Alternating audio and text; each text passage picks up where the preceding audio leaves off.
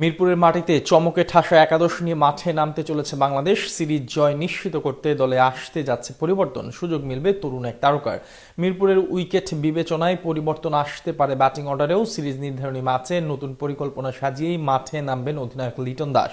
কিউদের বিপক্ষে সিরিজের শেষ ম্যাচে তবে কেমন একাদশ আর পরিকল্পনা নিয়ে মাঠে নামবে লাল সবুজ বাহিনী, তার বিস্তারিত থাকছে প্রতিবেদনে। দ্বিতীয় ম্যাচ বৃষ্টিতে ভেসে যাওয়ায় সিরিজ হারার কোনো ভয় নেই বাংলাদেশের। তবে কিউইদের বিপক্ষে ঘরের মাঠে সিরিজ জয় করা ছাড়া আপাতত অন্য কোনো ফলাফল মেনে নিতে চাইবেন না অধিনায়ক লিটন দাস। তাই তো শেষ টি-20তে একাদশ কেমন হবে তা নিয়ে চলছে চুলচেরা বিশ্লেষণ। কাকে রেখে কাকে খেলানো হবে তা নিয়েও হয়েছে যথেষ্ট আলোচনা। তবে আপাতত শুধু বোলিং ইউনিটেই এক পরিবর্তন আনার দিকে মনোনিবেশ করবে টাইগাররা। তবে সেটাও আবার নির্ভর করছে ম্যাচের উইকেট ও কন্ডিশনের উপর। কেননা পারফরমেন্সের বিচারে প্রথম ম্যাচের একাদশ থেকে বাদ দেওয়ার সুযোগ নেই কাউকেই। শুধু টিম কম্বিনেশন ও উইকেটের কথা মাথায় রেখে রিপনের বদলে সাকলাইনের খেলার প্রস্তাব আসতে পারে টিম মিটিং এ। ওপেনিং পজিশনে তানজিদ হাসান তামিম ও সাইফ হাসান ব্যর্থ হলেও তাদের উপরই শেষ পর্যন্ত ভরসা করবে টাইগার টিম ম্যানেজমেন্ট। কেননা শর্টার ফরম্যাটের ক্রিকেটে ইনিংস গোড়াপত্তনের দায়িত্বে এই দুজনের উপরই আস্থা রাখতে চান অধিনায়ক লিটন দাস। বিশেষ করে পারভেজ হোসেন ইমনকে মিডল অর্ডারে খেলানোর পর থেকে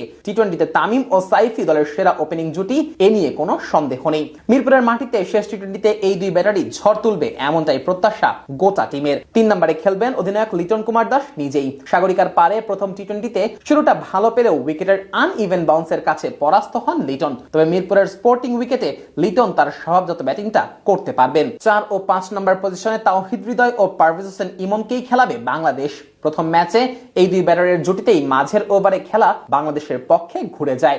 যদিও এই দুই ব্যাটারের কে কোন পজিশনে খেলবেন সেটা ম্যাচের পরিস্থিতির উপর নির্ভর করবে। তবে দুজনেই যে মাঝের ওভারে দলের ত্রাণকর্তা হয়ে উঠবেন এ ব্যাপারে কোনো সন্দেহ নেই। 6 নম্বর পজিশনে শামীম হোসেন পাটোয়ারি অটো চয়েস। বিশেষ করে আগের দিন 13 বলে 31 রানের ঝড়ো ইনিংস খেলার পর তাকে ঘিরে প্রত্যাশাটা আরো কয়েক গুণ বেড়ে গেছে টিম ম্যানেজমেন্টের। 7 ও 8 নম্বর পজিশনেও পরিবর্তনের সুযোগ আপাতত নেই। শেখ মেহেদী হাসান ও রিশাদ হোসেন দুজনেই বল হাতে প্রতিপক্ষের রানের চাকায় লাগাম টেনে দিতে সিদ্ধহস্ত। প্রথম ম্যাচেও মাঝের ওভারে এসে এই দুই বোলারের কিপটে বোলিং এ মোমেন্টাম ভেঙে যায় নিউজিল্যান্ডের।